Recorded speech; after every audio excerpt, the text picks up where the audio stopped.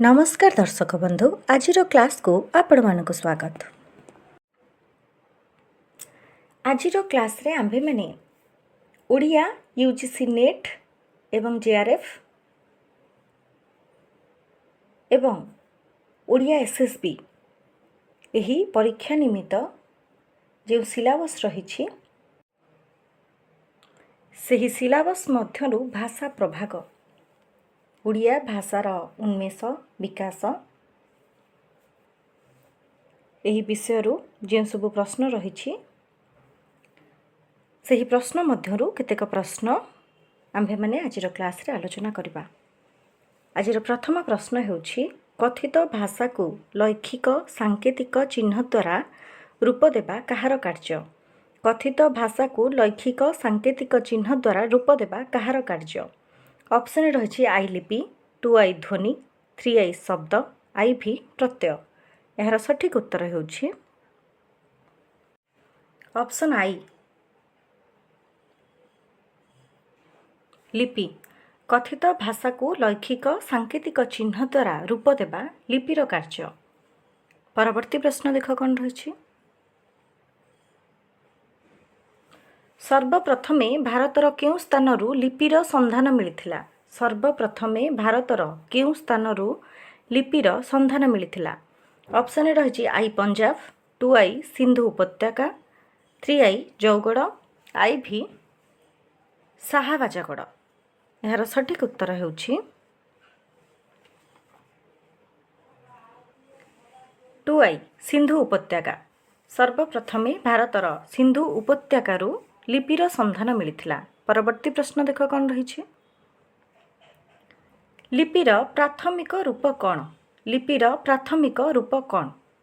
Option रही आई सैंधव लिपि, 2 आई आक्षरिक लिपि, 3 आई चित्रलिपि, आई भी सूत्रलिपि। यार सठिक उत्तर हेउछि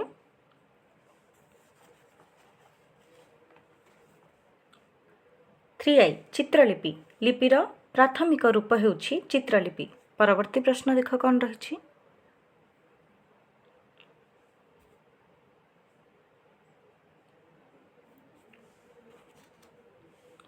इजिप्ट लेखारे जो चित्राक्षर व्यवहृत हेउथिला सेगुड़िकु इंग्राजी रे कौन कुहाजाए।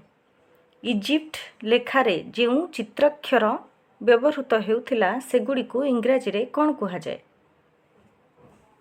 ऑप्शन रही आई ध्वनिलिपि, 2 आई शंकुलिपि, 3 आई सांकेतिक लिपि, आई भी हिएरोग्लिफ। यार सठिक उत्तर हेउछि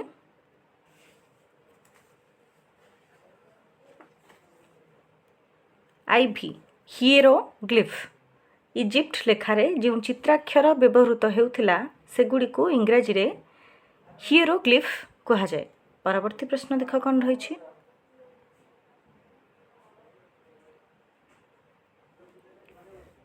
सुमेरिय मानक द्वारा व्यवहृत हेउथिबा लिपि को कौन कुहाजाए। सुमेरिय मानक द्वारा व्यवहृत हेउथिबा लिपि को कौन कुहाजाए। ऑप्शन रही आई क्यूनिफॉर्म, 2 आई चित्रलिपि, 3 आई हिएरोग्लिफ, आई भी एथिरु कौनसिटी नुहे। यार सठिक उत्तर हेउछि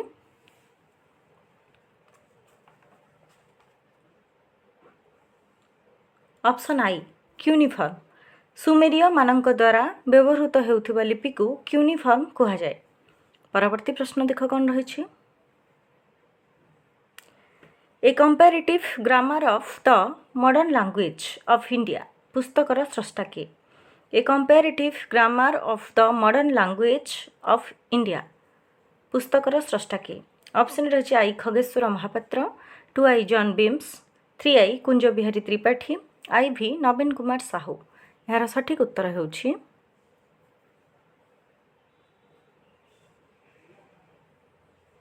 2 I John Beames. A comparative grammar of the modern languages of India पुस्तकर स्रष्टा हेउछंती जॉन बिम्स। परवर्ती प्रश्न देख कौन रही। अशोकଙ୍କ अनुशासन और खारवेलଙ୍କ हाथीगुंफा शिलालेखरे केउं लिपिर निदर्शन मिले। अशोकଙ୍କ अनुशासन और खारवेलଙ୍କ हाथीगुंफा शिलालेखरे केउं लिपिर निदर्शन मिले।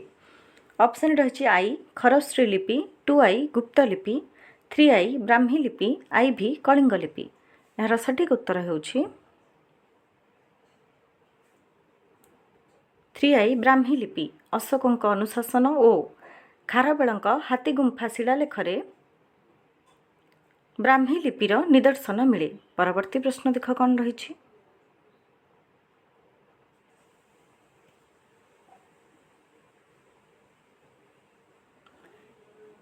କେଉଁଟି ଉତ୍ତର ଭାରତୀୟ ଲିପିର ବିଶିଷ୍ଟ ଶାଖା? କେଉଁଟି ଉତ୍ତର ଭାରତୀୟ ଲିପିର ବିଶିଷ୍ଟ ଶାଖା? ଅପସନ୍ ରହିଛି I ପିଟିକା ଶୀର୍ଷକ ଲିପି, 2i ପ୍ରତ୍ନବଙ୍ଗଳା ଲିପି, 3i ମାଗଧୀ ଲିପି, IV ନାଗରୀ ଲିପି। ଏହାର ସଠିକ୍ ଉତ୍ତର ହେଉଛି IV ନାଗରୀ ଲିପି। ନାଗରୀ ଲିପି ଉତ୍ତର ଭାରତୀୟ ଲିପିର ବିଶିଷ୍ଟ ଶାଖା। ପରବର୍ତ୍ତୀ ପ୍ରଶ୍ନ ଦେଖ କ'ଣ ରହିଛି। କେଉଁଟି ଦକ୍ଷିଣ ଭାରତୀୟ ଲିପିର ବିଶିଷ୍ଟ ଶାଖା? କେଉଁଟି ଦକ୍ଷିଣ ଭାରତୀୟ ଲିପିର ବିଶିଷ୍ଟ ଶାଖା? ଅପସନ୍ ରହିଛି I କଳିଙ୍ଗ ଲିପି, 2i ୱାର୍ତୁ ଲିପି, 3i ବଟ୍ଟିଲେତୁ ଲିପି, IV ବ୍ରାହ୍ମୀ ଲିପି। ଏହାର ସଠିକ୍ ଉତ୍ତର ହେଉଛି I କଳିଙ୍ଗ ଲିପି। କଳିଙ୍ଗ ଲିପି ଦକ୍ଷିଣ ଭାରତୀୟ ଲିପିର ବିଶିଷ୍ଟ ଶାଖା। ପରବର୍ତ୍ତୀ ପ୍ରଶ୍ନ ଦେଖ କ'ଣ ରହିଛି। ପରବର୍ତ୍ତୀ ପ୍ରଶ୍ନ ହେଉଛି ପ୍ରାଚୀନ ବ୍ରାହ୍ମୀ ଲିପି ମୁଖ୍ୟତଃ କାହାର ଶାସନ କାଳରେ ପ୍ରଚଳିତ ଥିଲା? ପ୍ରାଚୀନ ବ୍ରାହ୍ମୀ ଲିପି ମୁଖ୍ୟତଃ କାହାର ଶାସନ କାଳରେ ପ୍ରଚଳିତ ଥିଲା? ଅପସନ୍ ରହିଛି I ଗୁପ୍ତ ରାଜତ୍ୱ କାଳରେ, 2i ମୌର୍ଯ୍ୟକାଳୀନ, 3i ଗଙ୍ଗବଂଶ, IV ନନ୍ଦବଂଶ। ଏହାର ସଠିକ୍ ଉତ୍ତର ହେଉଛି 2i ମୌର୍ଯ୍ୟକାଳୀନ। ପ୍ରାଚୀନ ବ୍ରାହ୍ମୀ ଲିପି ମୁଖ୍ୟତଃ ମୌର୍ଯ୍ୟକାଳୀନ ଶାସନ କାଳରେ ପ୍ରଚଳିତ ଥିଲା। ପରବର୍ତ୍ତୀ ପ୍ରଶ୍ନ ଦେଖ କ'ଣ ରହିଛି।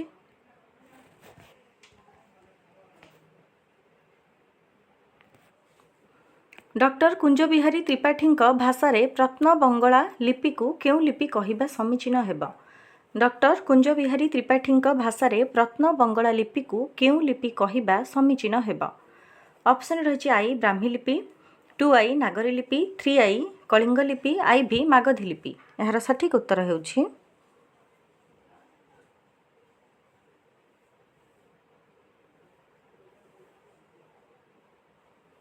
IV ମାଗଧୀ ଲିପି। ଡକ୍ଟର କୁଞ୍ଜବିହାରୀ ତ୍ରିପାଠୀଙ୍କ ଭାଷାରେ ପ୍ରତ୍ନବଙ୍ଗଳା ଲିପିକୁ ମାଗଧୀ ଲିପି କହିବା ସମୀଚୀନ ହେବ। ପରବର୍ତ୍ତୀ ପ୍ରଶ୍ନ ଦେଖ କ'ଣ ରହିଛି।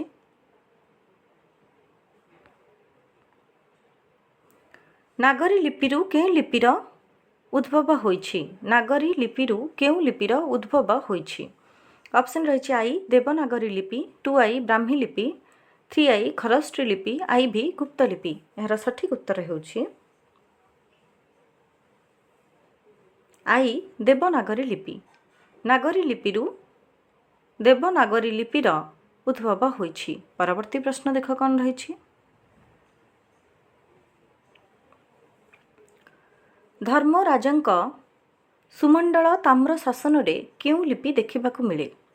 ଧର୍ମରାଜାଙ୍କ ସୁମଣ୍ଡଳ ତାମ୍ର ଶାସନରେ କେଉଁ ଲିପି ଦେଖିବାକୁ ମିଳେ? ଅପସନ୍ରେ ରହିଛି I ଗୁପ୍ତକାଳୀନ ଲିପି, 2i ଗଙ୍ଗବଂଶକାଳୀନ ଲିପି, 3i ସୂର୍ଯ୍ୟବଂଶକାଳୀନ ଲିପି, IV ସୋମବଂଶକାଳୀନ ଲିପି। ଏହାର ସଠିକ୍ ଉତ୍ତର ହେଉଛି I ଗୁପ୍ତକାଳୀନ ଲିପି। ଧର୍ମରାଜାଙ୍କ ସୁମଣ୍ଡଳ ତାମ୍ର ଶାସନରେ ଗୁପ୍ତକାଳୀନ ଲିପି ଦେଖିବାକୁ ମିଳେ। ପରବର୍ତ୍ତୀ ପ୍ରଶ୍ନ ଦେଖ କ'ଣ ରହିଛି।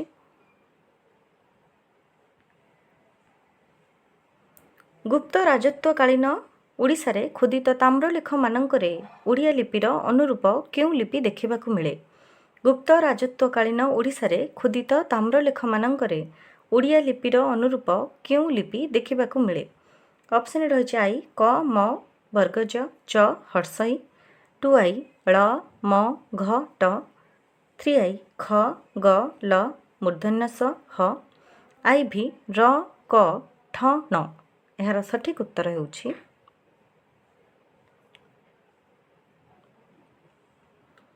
I ଖ ଗ ଲ ମୂର୍ଧନ୍ୟ ସ ହ। ଗୁପ୍ତ ରାଜତ୍ୱକାଳୀନ ଓଡ଼ିଶାରେ ଖୋଦିତ ତାମ୍ରଲେଖମାନଙ୍କରେ ଓଡ଼ିଆ ଲିପିର ଅନୁରୂପ ଖ ଗ ଲ ମୂର୍ଧନ୍ୟ ସ ହ ଲିପି ଦେଖିବାକୁ ମିଳେ।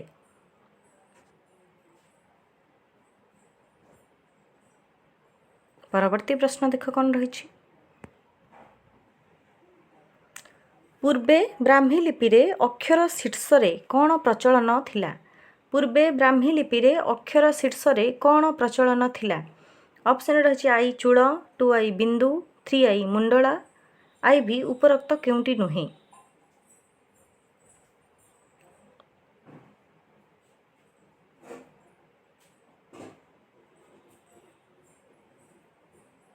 यार सठिक उत्तर हेउछि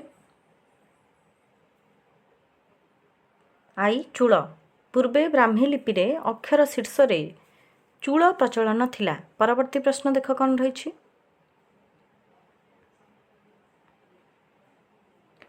डॉक्टर सत्यनारायण राजगुरु ओडिया लिपि सहित क्यों लिपि र संपर्क थिबा विषय कहिसंती।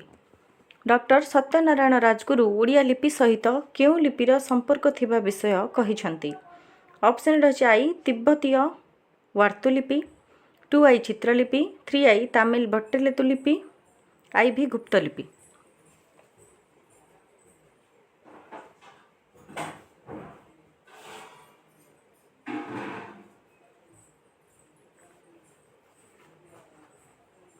यार सठिक उत्तर हेउछि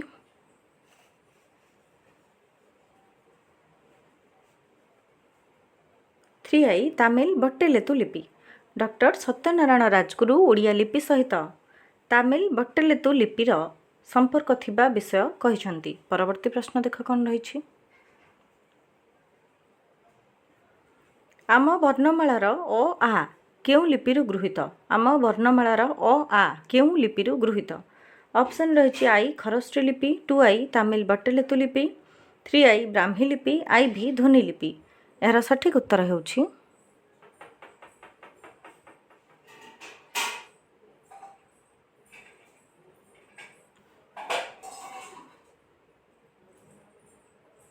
टू आई तमिल बट्टलेतु लिपि। आम वर्णमालार अ आ तमिल बट्टलेतु लिपिरु गृहीत। परवर्ती प्रश्न हेउछि पूर्वे तमिल बट्टलेतु लिपि रे कौन प्रचलन थिला। पूर्वे तमिल बट्टलेतु लिपि रे कौन प्रचलन थिला। ऑप्शन रही आई आकार, 2 आई चंद्रबिंदु, 3 आई अनुस्वार, आई भी मुंडली। यार सठिक उत्तर हेउछि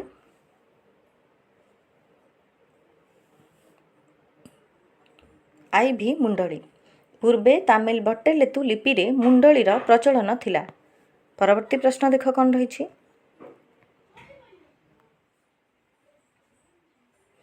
डॉक्टर खगेश्वर महापात्र ओडिया वर्तुल लिपिर केउं लिपि सहित सामंजस्य थिबा कहिसंती। डॉक्टर खगेश्वर महापात्र ओडिया वर्तुल लिपिर केउं लिपि सहित सामंजस्य थिबा कहिसंती।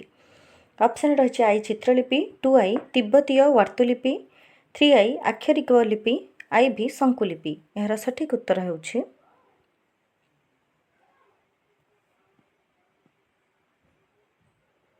टू आई तिब्बतीय वार्तुलिपि। डॉक्टर खगेश्वर महापात्र ओडिया वर्तुल लिपिर तिब्बतीय वार्तुलिपि सहित सामंजस्य थिबा कहिसंती। परवर्ती प्रश्न देख कौन रही।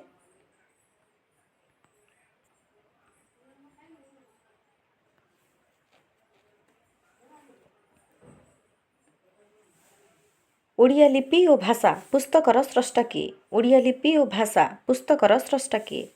ऑप्शन रही आई सत्यनारायण राजगुरु, 2 आई धनेश्वर महापात्र, 3 आई खगेश्वर महापात्र, आई भी कुंज बिहारी त्रिपाठी। यार सठिक उत्तर हेउछि 3 आई खगेश्वर महापात्र।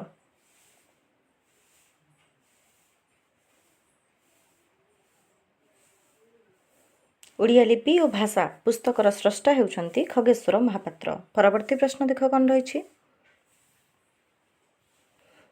केउं लिपि रे विपरीत लिखन प्रणाली रे दक्षिणरू बामकू लिखित हेउथिला। केउं लिपि रे विपरीत लिखन प्रणाली रे दक्षिणरू बामकू लिखित हेउथिला। ऑप्शन रही आई सूत्रलिपि, 2 आई कलिंग लिपि, 3 आई ब्राह्मी लिपि, आई भी खरश्री लिपि। यार सठिक उत्तर हेउछि आई भी खरश्री लिपि। खरश्री लिपि रे विपरीत लिखन प्रणाली रे दक्षिणरू बामकू लिखित हेउथिला। परवर्ती प्रश्न देख कौन रही। ଅଶୋକଙ୍କ ମାନସେରା ଓ ସାହାବାଜାଗଡ଼ର ଅଭିଲେଖରେ କେଉଁ ଲିପି ଉତ୍କୀର୍ଣ୍ଣ ହୋଇଥିଲା? ଅଶୋକଙ୍କ ମାନସେରା ଓ ସାହାବାଜାଗଡ଼ର ଅଭିଲେଖରେ କେଉଁ ଲିପି ଉତ୍କୀର୍ଣ୍ଣ ହୋଇଥିଲା? ଅପସନ୍ ରହିଛି ଆଇ ଖରଶ୍ରୀ ଲିପି, 2 ଗୁପ୍ତ ଲିପି, 3 ପିଟିକା ଶୀର୍ଷକ ଲିପି, IV ନାଗରୀ ଲିପି। ଏହାର ସଠିକ୍ ଉତ୍ତର ହେଉଛି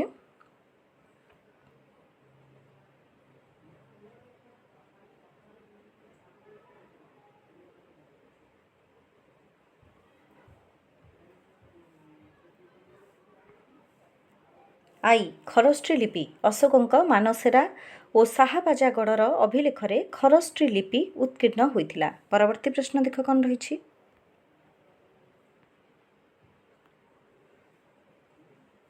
ଓଡ଼ିଶାରେ ଅଶୋକଙ୍କ ଧଉଳିଗିରି ଓ ଜଉଗଡ଼ ଅନୁଶାସନରେ କେଉଁ ଲିପିର ନିଦର୍ଶନ ମିଳେ? ଓଡ଼ିଶାରେ ଅଶୋକଙ୍କ ଧଉଳିଗିରି ଓ ଜଉଗଡ଼ ଅନୁଶାସନରେ କେଉଁ ଲିପିର ନିଦର୍ଶନ ମିଳେ? ଅପସନ୍ ରହିଛି ଆଇ ପ୍ରାଚୀନ ବ୍ରାହ୍ମୀ ଲିପି, 2 କଳିଙ୍ଗ ଲିପି, 3 ପରବର୍ତ୍ତୀ ବ୍ରାହ୍ମୀ ଲିପି, IV ମାଗଧୀ ଲିପି। ଏହାର ସଠିକ୍ ଉତ୍ତର ହେଉଛି ଆଇ ପ୍ରାଚୀନ ବ୍ରାହ୍ମୀ ଲିପି। ଓଡ଼ିଶାରେ ଅଶୋକଙ୍କ ଧଉଳିଗିରି ଓ ଜଉଗଡ଼ ଅନୁଶାସନରେ ପ୍ରାଚୀନ ବ୍ରାହ୍ମୀ ଲିପିର ନିଦର୍ଶନ ମିଳେ। ପରବର୍ତ୍ତୀ ପ୍ରଶ୍ନ ଦେଖ କ'ଣ ରହିଛି।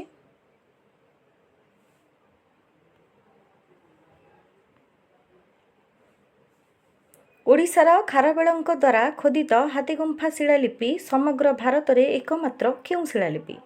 ଓଡ଼ିଶାର ଖାରବେଳଙ୍କ ଦ୍ୱାରା ଖୋଦିତ ହାତୀଗୁମ୍ଫା ଶିଳାଲିପି ସମଗ୍ର ଭାରତରେ ଏକମାତ୍ର କେଉଁ ଶିଳାଲିପି? ଅପସନ୍ ରହିଛି ଆଇ ପାଲି ଶିଳାଲିପି, 2 ପ୍ରାଚୀନ ଓଡ଼ିଆ ଲିପି, 3 ସୈନ୍ଧବ ଲିପି, IV ଗୁପ୍ତ ଲିପି। ଏହାର ସଠିକ୍ ଉତ୍ତର ହେଉଛି ଆଇ ପାଲି ଶିଳାଲିପି। ଓଡ଼ିଶାର ଖାରବେଳଙ୍କ ଦ୍ୱାରା ଖୋଦିତ ହାତୀଗୁମ୍ଫା ଶିଳାଲିପି ସମଗ୍ର ଭାରତରେ ଏକମାତ୍ର ପାଲି ଶିଳାଲିପି। ପରବର୍ତ୍ତୀ ପ୍ରଶ୍ନ ଦେଖ କ'ଣ ରହିଛି। ଦକ୍ଷିଣ କୋଶଳ ଓ କଳିଙ୍ଗରେ ପ୍ରଚଳିତ ଲିପିର ନାମ କ'ଣ? ଦକ୍ଷିଣ କୋଶଳ ଓ କଳିଙ୍ଗରେ ପ୍ରଚଳିତ ଲିପିର ନାମ କ'ଣ? ଅପସନ୍ ରହିଛି ଆଇ କୁଟିଳ ଲିପି, 2 ଲାଟିନ୍ ଲିପି, 3 ପିଟିକା ଶୀର୍ଷକ, ବକ୍ସ ହେଡେଡ୍, IV ଆରବୀ ଲିପି। ଏହାର ସଠିକ୍ ଉତ୍ତର ହେଉଛି 3 ପିଟିକା ଶୀର୍ଷକ ବା ବକ୍ସ ହେଡେଡ୍। ଦକ୍ଷିଣ କୋଶଳ ଓ କଳିଙ୍ଗରେ ପ୍ରଚଳିତ ଲିପିର ନାମ ପିଟିକା ଶୀର୍ଷକ ବା ବକ୍ସ ହେଡେଡ୍। ପରବର୍ତ୍ତୀ ପ୍ରଶ୍ନ ଦେଖ କ'ଣ ରହିଛି। କଳିଙ୍ଗ ଲିପିର ପରବର୍ତ୍ତୀ ବିକାଶ କ'ଣ? କଳିଙ୍ଗ ଲିପିର ପରବର୍ତ୍ତୀ ବିକାଶ କ'ଣ? ଅପସନ୍ ରହିଛି ଆଇ ଭାବମୂଳକ ଲିପି, 2 ହିଟ୍ଟାଇଟ୍ ଲିପି, 3 ଧ୍ୱନିମୂଳକ ଲିପି, IV ପ୍ରତ୍ନବଙ୍ଗଳା ଲିପି। ଏହାର ସଠିକ୍ ଉତ୍ତର ହେଉଛି IV ପ୍ରତ୍ନବଙ୍ଗଳା ଲିପି। କଳିଙ୍ଗ ଲିପିର ପରବର୍ତ୍ତୀ ବିକାଶ ହେଉଛି ପ୍ରତ୍ନବଙ୍ଗଳା ଲିପି। ପରବର୍ତ୍ତୀ ପ୍ରଶ୍ନ ଦେଖ କ'ଣ ରହିଛି। ପରବର୍ତ୍ତୀ ପ୍ରଶ୍ନ ହେଉଛି ସୋମବଂଶୀ ଓ ଗଙ୍ଗବଂଶୀ ଶାସନକର୍ତ୍ତାଙ୍କ ସମୟରେ ଅଭିଲେଖମାନଙ୍କରେ ରୈଖିକ ଓ କୋଣ ବିଶିଷ୍ଟ ଯେଉଁ ଲିପି ବ୍ୟବହୃତ ହେଉଥିଲା ତାହା ଭାରତୀୟ ଲିପିତତ୍ତ୍ୱର ପ୍ରବର୍ତ୍ତକ ବୁହେଲରଙ୍କ ଦ୍ୱାରା କେଉଁ ଲିପି ଭାବରେ ନାମିତ ହୋଇଛି?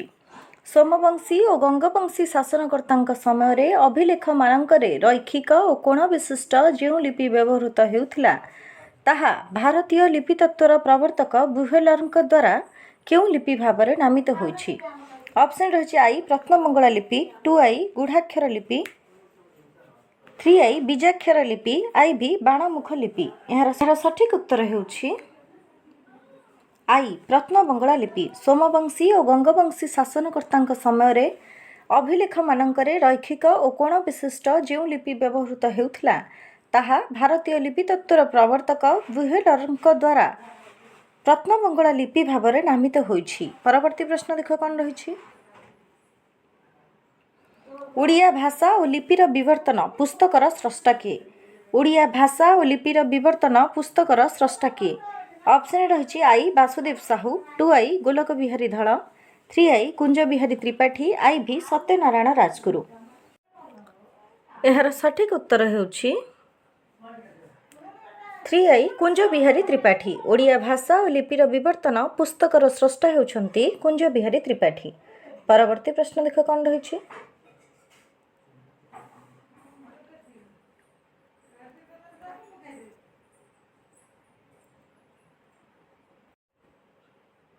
परवर्ती प्रश्न ହେଉଛି प्राचीन ଓଡ଼ିଆ ଲିପିକୁ ଡକ୍ଟର କୁଞ୍ଜ ବିହାରୀ ତ୍ରିପାଠୀ କେଉଁ ଲିପିର କ୍ରମ ବିବର୍ତ୍ତନ ରୂପ ବୋଲି କହିଛନ୍ତି?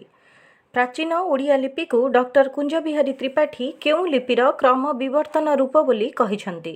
ଅପସନ୍ ରହିଛି ଆଇ ପ୍ରତ୍ନବଙ୍ଗୀୟ ଲିପି, 2i ୟୁନାନୀ ଲିପି, 3i କ୍ରିଟ୍ ଲିପି, IV ପ୍ରତୀକାତ୍ମକ ଲିପି। ଏହାର ସଠିକ୍ ଉତ୍ତର ହେଉଛି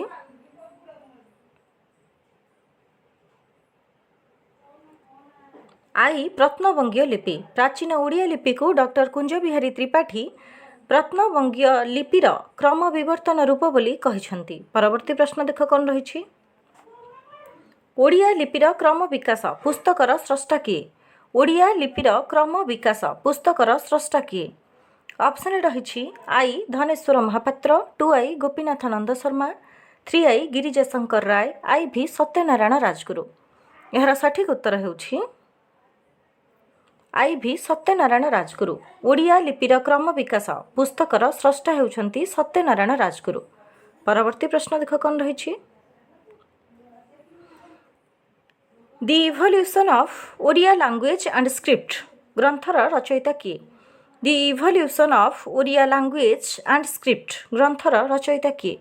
ଅପସନ୍ ରହିଛି I Kunja Bihari Tripathi, 2i Kunja Bihari Das, 3i Khageswar Mahapatra, IV ଉପରୋକ୍ତ କେଉଁଟି ନୁହେଁ? ଏହାର ସଠିକ୍ ଉତ୍ତର ହେଉଛି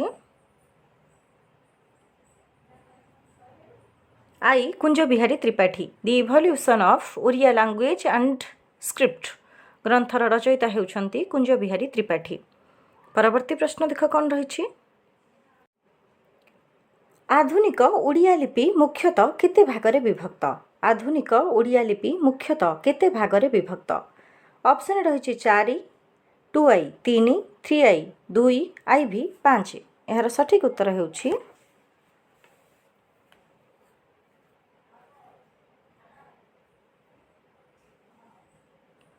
I 2। ଆଧୁନିକ ଓଡ଼ିଆ ଲିପି ମୁଖ୍ୟତଃ 2 ଭାଗରେ ବିଭକ୍ତ। ପରବର୍ତ୍ତୀ ପ୍ରଶ୍ନ ଦେଖ କ'ଣ ରହିଛି। ପ୍ରାଚୀନ ଓଡ଼ିଆ ଲିପି ଭାଷା ଓ ସାହିତ୍ୟ ପୁସ୍ତକର ସ୍ରଷ୍ଟା କିଏ? ପ୍ରାଚୀନ ଓଡ଼ିଆ ଲିପି ଭାଷା ଓ ସାହିତ୍ୟ ପୁସ୍ତକର ସ୍ରଷ୍ଟା କିଏ? ଅପସନ୍ ରହିଛି ଆଇ ଅଭିନ୍ନ Chandra Mishra, 2i Nilamani Mishra, 3i Vinayak Mishra, IV ଗୋଲକ ବିହାରୀ ଧଳ। ଏହାର ସଠିକ୍ ଉତ୍ତର ହେଉଛି 2i ନୀଳମଣି ମିଶ୍ର। ପ୍ରାଚୀନ ଓଡ଼ିଆ ଲିପି ଭାଷା ଓ ସାହିତ୍ୟ ପୁସ୍ତକର ସ୍ରଷ୍ଟା ହେଉଛନ୍ତି ନୀଳମଣି ମିଶ୍ର। ପରବର୍ତ୍ତୀ ପ୍ରଶ୍ନ ହେଉଛି ଭୁବନେଶ୍ୱର ଶିଳାଲେଖଟି କେଉଁ ମସିହାରେ ଉତ୍କୀର୍ଣ୍ଣ? ଭୁବନେଶ୍ୱର ଶିଳାଲେଖଟି କେଉଁ ମସିହାରେ ଉତ୍କୀର୍ଣ୍ଣ? ଅପସନ୍ ରହିଛି 1249, 2i 1149, 3i 1449, IV 1549। ଏହାର ସଠିକ୍ ଉତ୍ତର ହେଉଛି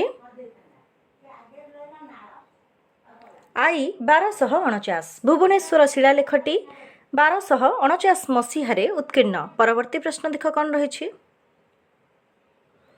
ବର୍ତ୍ତମାନର ଚିକାଗୋ ଜିଲ୍ଲାର ଉର୍ଜାମ୍ ଶିଳାଲେଖ କେଉଁ ରାଜାଙ୍କ ସମୟର? ବର୍ତ୍ତମାନର ଚିକାଗୋ ଜିଲ୍ଲାର ଉର୍ଜାମ୍ ଶିଳାଲେଖ କେଉଁ ରାଜାଙ୍କ ସମୟର? ଅପସନ୍ ରହିଛି ଆଇ ଚତୁର୍ଥ ନରସିଂହ ଦେବ, 2i ଅନନ୍ତ ବର୍ମା ଦେବ, 3i ମାଧବ ବର୍ମା, IV କପିଳେନ୍ଦ୍ର ଦେବ।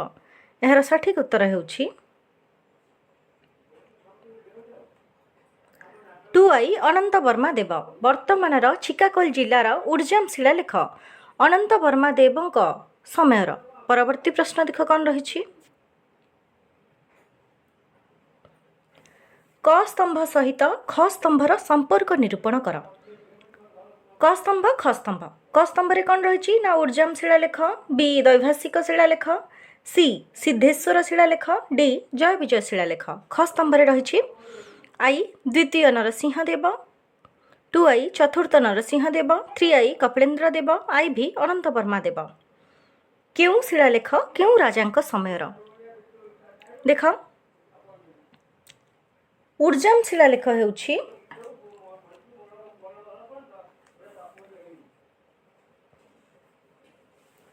ଉର୍ଜାମ୍ ଶିଳାଲେଖ ଅନନ୍ତ ବର୍ମା ଦେବଙ୍କ ସମୟର। ଦୈଭାଷିକ ଶିଳାଲେଖ ଦ୍ୱିତୀୟ ନରସିଂହ ଦେବଙ୍କ ସମୟର। ସିଦ୍ଧେଶ୍ୱର ଶିଳାଲେଖ ଚତୁର୍ଥ ନରସିଂହ ଦେବଙ୍କ ସମୟର। ଜୟ ବିଜୟ ଶିଳାଲେଖ କପିଳେନ୍ଦ୍ର ଦେବଙ୍କ ସମୟର।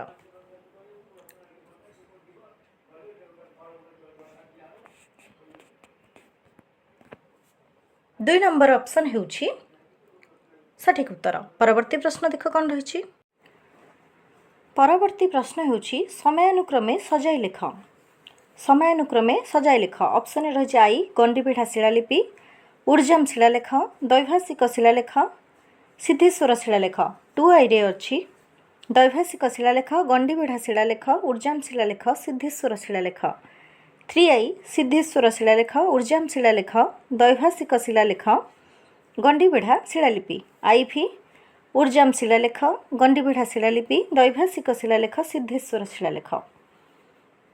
समयानुक्रमे सजाइले यार सठिक उत्तर हेब प्रथम रहिब गंडीपिढ़ा शिलालिपि, द्वितीय ऊर्जाम शिलालेख, तृतीय दैभाषिक शिलालेख, चतुर्थ सिद्धेश्वर शिलालेख। 1 नंबर ऑप्शन सठिक उत्तर। परवर्ती प्रश्न देख कौन रही। परवर्ती प्रश्न हेउछि ऊर्जाम शिलालेख, दैभाषिक शिलालेख, सिद्धेश्वर शिलालेख, जय विजय शिलालेख। एही शिलालेख गुड़ी को समयानुक्रमे सजाओ। ऊर्जाम शिलालेख, दैभाषिक शिलालेख, सिद्धेश्वर शिलालेख, जय विजय शिलालेख। एही शिलालेख गुड़ी को समयानुक्रमे सजाओ। ऊर्जाम शिलालेख हेउछि 1051, दैभाषिक शिलालेख 1249, सिद्धेश्वर शिलालेख 1394, जय विजय शिलालेख 1451। आई नंबर ऑप्शन हेउछि सठिक उत्तर। परवर्ती प्रश्न देख कौन रही।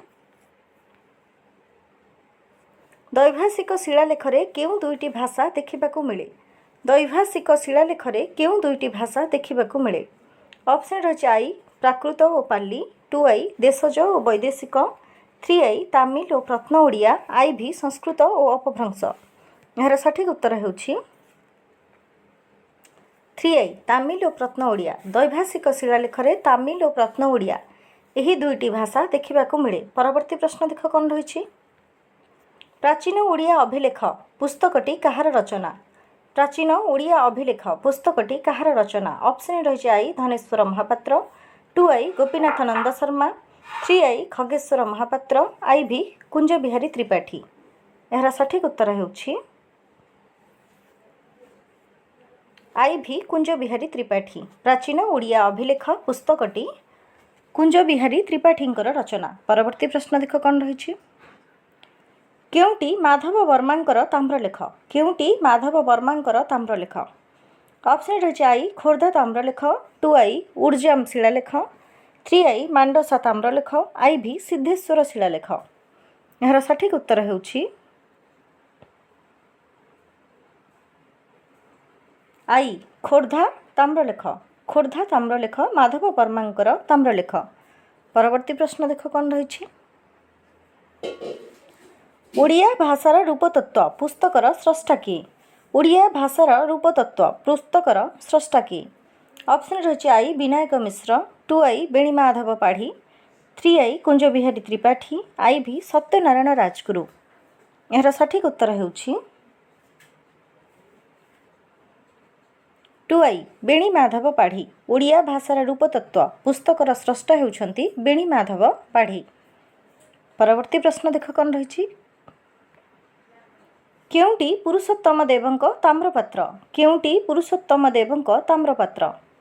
ऑप्शन रही आई परशु शीर्षक ताम्रपात्र, 2 दैभाषिक शिलालेख, 3 जय विजय शिलालेख, IV ऊर्जाम शिलालेख। यार सठिक उत्तर हेउछि आई परशु शीर्षक ताम्रपात्र। परशु शीर्षक ताम्रपात्र पुरुषोत्तम देवंक ताम्रपात्र। परवर्ती प्रश्न देख कौन रही। भास व्यक्तायां बाची यही उक्तिटी कहार। भास व्यक्तायां बाची यही उक्तिटी कहार। ऑप्शन रही आई कौटिल्य, 2 गुणाढ़, 3 पाणिनि, IV क्षेमेन्द्र। यार सठिक उत्तर हेउछि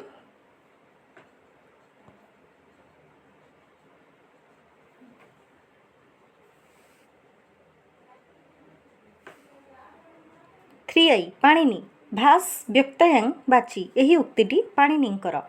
परवर्ती प्रश्न देख कौन रही। कौनसी व्यक्ति विशेष बा परिवार विशेषर व्यवहृत भाषा को कौन कहुए? कौनसी व्यक्ति विशेष बा परिवार विशेषर व्यवहृत भाषा को कौन कहुए? ऑप्शन रही आईबी भाषा, 2i आंचलिक भाषा, 3i उपभाषा, IV व्यक्ति बोली। यार सठिक उत्तर होउछि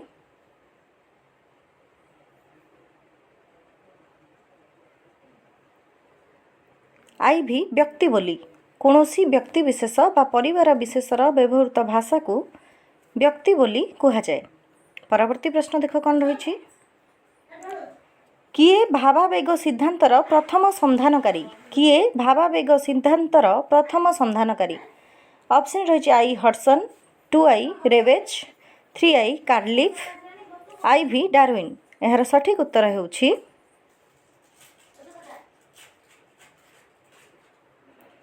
3i कार्डलिफ। कार्डलिफ भावावेग सिद्धांतर प्रथम संधानकारी। परवर्ती प्रश्न देख कौन रही। किए अपनोदन ध्वनि सिद्धांतर जन्मदाता? किए अपनोदन ध्वनि सिद्धांतर जन्मदाता? ऑप्शन रही I Spencer, 2i Noire, 3i Max Muller, IV Rousseau. यार सठिक उत्तर होउछि 2i नॉयर। नॉयर अपनोदन ध्वनि सिद्धांतर जन्मदाता। परवर्ती प्रश्न देख कौन रही। रेबेज केउं सिद्धांतर प्रतिपादक? रेबेज केउं सिद्धांतर प्रतिपादक? ऑप्शन रही आई संकेत सिद्धांत, 2i टाटा सिद्धांत, 3i धातु सिद्धांत, IV संपर्क सिद्धांत। यार सठिक उत्तर होउछि IV संपर्क सिद्धांत। रेबेज संपर्क सिद्धांतर प्रतिपादक। परवर्ती प्रश्न होउछि क स्तंभ सहित ख स्तंभर संपर्क निरूपण कर। क स्तंभ सहित ख स्तंभर संपर्क निरूपण कर। क स्तंभ रही समन्वित सिद्धांत, प्रतिबिंब सिद्धांत, इंगित सिद्धांत, निर्णय सिद्धांत। ख स्तंभ रही रूसो, हेनरी स्वीट, राय भर्तृहरि। समन्वित सिद्धांत। समन्वित सिद्धांतर प्रतिपादक होउछंती हेनरी स्वीट। प्रतिबिंब सिद्धांतर प्रतिपादक होउछंती भर्तृहरि। इंगित सिद्धांतर प्रतिपादक होउछंती राय। निर्णय सिद्धांतर प्रतिपादक रूसो। यही अनुसार आमर